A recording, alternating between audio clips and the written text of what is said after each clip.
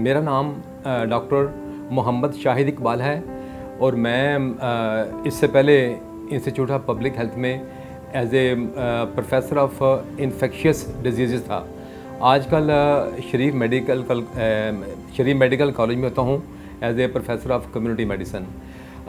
मैं आज बात करूँगा एंटेरिक फीवर के बारे में, जिसके और भी बड़े से नाम हैं, जिसे हम साल्मोनेला कहते हैं, जिसे हम बड़ा बुखार कहते हैं, म्यादी बुखार कहते हैं। ये जो है एंटेरिक फीवर, इसके बारे में बात करना इसलिए बहुत ज़रूरी है कि आजकल मेरे ज़ाती ख्याल में सबसे ज़्यादा केस इसके आते हैं और इसके बाद ना सिर्फ से केस आते हैं बल्कि इसके मिसमैनेजमेंट की वजह से बेशुमार लोग बेचारे मर जाते हैं। सबसे पहले तो ये बात है कि ये किस तरह फैलती है। ये जो सबसे बड़ा इसका ये है, वो ये गंदी चीज़ें खाने से, गंदे आलूदा पानी से ये चीज़ें ज़्यादा फैलती हैं। और चूँकि हमारे जो माशरे में जो सबसे बड़ा जो एक कल्चर, जिसे मैं कहूँगा कि बर्गर कल्चर है, ये जो आजकल इसमें हमारे यहाँ बहुत ज़्यादा इसमें चल रहा है, ये इसकी एक सबसे बड़ी वजह है जो इसको फैलाने में काम देती है।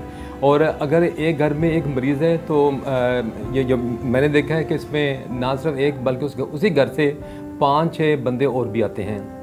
इसकी जो बड़ी और ये जो बीमारी है, बल्कि अगर माँ हामला है और उसके बच्चे को ये उसमें ड्यूरिंग हमल के दौरान उसके जो बच्चा पैदा होगा उसको भी हो सकता है।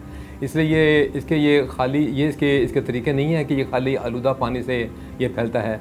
बाकी मक्खियाँ इसको फैलाने में एक बहुत बड़ा इसका एक आप कह लें इसका अमल दखल है। इसकी जो बड़ी अलामतें जो मैंने देखी हैं अपने इसमें सेटअप में, वो ये है कि लोग बेचारे आते हैं 5, 6, 8, 10 दिन के बुखार के बाद, और जब हमारे पास आते हैं उसमें से अक्सर केसेस ख़राब होते हैं। ख़राब क्यों होते हैं कि वो इससे पहले जो मुख्तलिफ़ क्वैक्स हैं उनके पास से होके आते हैं, और जब उनका बिल्कुल ही हाल ख़राब होता है फिर वो हमारे पास उनको रेफ़र कर देते हैं। और जब हमारे पास आते हैं मरीज़, आम तौर पे उनमें शदीद बुखार, उनकी जो हालत है बहुत ख़राब होती है। और अक्सर में जो मैंने देखा, उनमें जो छोटी आंत है वो उसमें फटी होती है, जिसमें इस कदर बच्चे में पेन होती है या बड़े में कि उसके पेट को हाथ लगा के उसको मुआयना करना मुश्किल हो जाता है। इसके अलावा बच्चे में या बड़ों में तिल्ली बढ़ जाती है, जिगर बढ़ जाता है, और डायरिया, इसमें एक ख़ास किस्म का जो डायरिया होता है वो ये है कि इसमें बिल्कुल पानी की तरह जो उसमें मोशन आते हैं, और बाज़ औक़ात उसमें खून शामिल होता है। और ये खून क्यों होता है? आंतों में छोटे छोटे से ज़ख़म हो जाते हैं, जिसकी वजह से ये खून आंतों से आके उसके मोशन में शामिल हो जाता है। ये चूँकि ये जो है आम जो पैगाम है आम लोगों के लिए कर रहे हैं, इसलिए उनको ये बताना बहुत ज़रूरी है कि हमारे यहाँ इसके लिए इलाज के लिए मुख्तलिफ़ किस्म के जो टेस्ट किए जाते हैं उसके बारे में भी बहुत ज़्यादा इबाहम है। ये जो इसका जो सबसे जो आला जो टेस्ट है वो सिर्फ एक ही है कि हम जो बड़े में या बच्चे में उसका खून लें और उसको कल्चर करें। कल्चर करने के बाद 5-6 दिन के बाद जो उसकी रिपोर्ट आती है, उससे ये कंफर्म हो जाता है कि बच्चे या बड़े को ये बुखार है कि नहीं है। बाकी जितने जो टेस्ट हैं, जिसमें विडॉल है, जिसमें टाइफाइड है, उनकी कोई ख़ास अहमियत नहीं है। और हमारे यहाँ जो इसका एक बहुत बड़ा रुझान है वो ये है कि जो ही आता है मरीज़, उसे ये फ़ौरन ये उसको लिख के दे देते हैं कि भाई तुम जाके इसको करा के लाओ, और उसके बेस के ऊपर इलाज होता है, जो कि बिल्कुल गलत है। आपकी जो क्लिनिकल जो आपकी एक सेंस है वो उससे काम लें, और बहुत ज़्यादा इसमें अगर हो तो जो उसका कल्चर है वो उसका एक गोल्ड स्टैंडर्ड टेस्ट है, जिससे आपको इसका पता चल जाता है।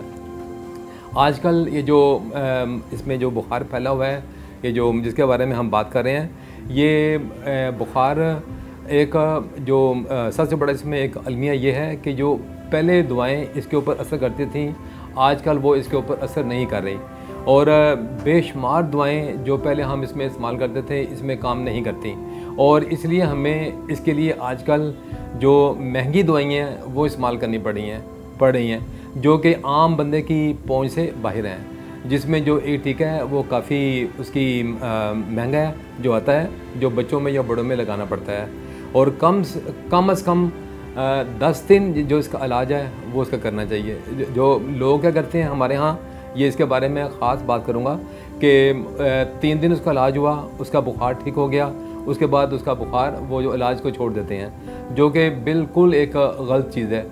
पूरे 10 से 15 दिन इसका इलाज करें ताकि ये दोबारा चीज़ ना हो। और यही वजह कि लोग आते हैं जी कि हमें बुखार था, बुखार हुआ है, दोबारा फिर बुखार हो गया है, इसकी वजह क्या है?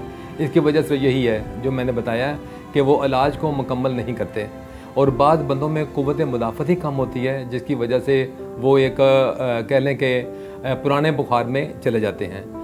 अब इसके बचाव के लिए इसकी बेशुमार इसकी मुश्किलात हैं जिससे लोग मर जाते हैं। ये दिमाग में हो जाता है, फेफड़ों पे, गुर्दों पे, दिल पे, जिस्म के हर अज़ू पे इसका असर होता है। ये इतनी एक खौफनाक किस्म का बुखार है। बाकी इसके जो बचाव है, बचाव के लिए जो सबसे जो आला चीज़ है वो ये है कि कभी भी बाज़ार से गंदी चीज़ें बना लें, घर की बनी चीज़ें खाएं और जो तमाम वो चीज़ें जो आपने एक ख़ास टेम्परेचर पे इसको स्टोर किया है वो इस्तेमाल करनी चाहिए। जो बाकी जो स्टेल चीज़ें हैं, जो चीज़ें ख़राब हैं, वो आप इसको इस्तेमाल ना करें। उसके अलावा जो पानी है, कोशिश करें कि अगर आपके पास वो पानी साफ़ उसको नहीं मिलता तो उस जो पानी को उबाल लिया जाए। उबालने से ये काफ़ी हद तक जो ये जरासीम है वो मर जाते हैं। इसके अलावा इसकी बहुत आला किस्म की वैक्सीन मौजूद है, बल्कि इसकी 3-4 जो इसके हिफाजती टीके वो मौजूद हैं। हमारे यहाँ इसमें एक किस्म मिलती है, लेकिन इससे भी एक जो अगली जो इसकी जनरेशन है इसकी हिफाजती टीकों की, वो अब बाज़ार में आ गई है, जिससे मोर देन 90% जो इसकी क़ुव्वत मुदाफ़त वो मिलती है और जो कई 2-3 साल तक रहती है। इसके अलावा ये कोशिश करें कि जो ही ये अगर आप समझते हैं कि एक मरीज़ है जिसका बुखार उसे 8-10 दिन हो गए हैं, उसका बुखार नहीं ठीक हो रहा, तो इसको फ़ौरी तौर पे किसी अच्छे बंदे को उसमें दिखाएं, किसी मेडिकल पर्सन को, ताकि वो उसकी प्रॉपर उसके बारे में देखे, उसका मुआयना करे और इसका इलाज शुरू किया जाए। जितना देर से इसका इलाज शुरू होगा उतनी ही कॉम्प्लिकेशंस, उतनी ही मुश्किलात बढ़ जाएंगी। यही आखिर में मेरा आपसे ये मैसेज है कि नंबर 1, खाना खाने से पहले हाथ धोएं। खाना जो अगर आप बाथरूम गए हैं उसके बाद आने के बाद उसमें अपने हाथ धोएं और कोई गली सड़ी चीज़ें ये जो वो उसमें जो बाज़ार से मिलती हैं वो बिल्कुल इस्तेमाल ना करें। जो बर्गर कल्चर है इसको ख़त्म किया जाए। घर में बनी हुई पाक साफ़ और जो चीज़ें उसी दिन पकी हैं वो ही इस्तेमाल करनी चाहिए। ये चंद तदाबीर हैं जिसमें अमल करके आप इससे काफ़ी हद तक बच सकते हैं।